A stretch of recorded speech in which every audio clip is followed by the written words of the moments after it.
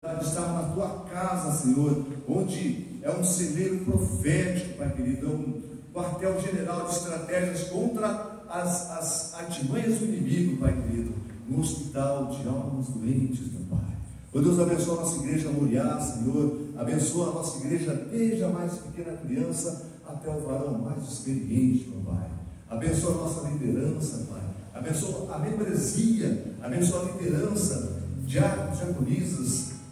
operadores, operadoras, presbíteros, abençoa os pastores, os bispos, abençoa o nosso apóstolo Edilson, Pai querido, nos dando, Pai, capacidade, nos dando paciência, perseverança, para que continuemos essa caminhada, meu Pai, e porque sabemos que não é fácil, sabemos que é difícil caminhar, Senhor,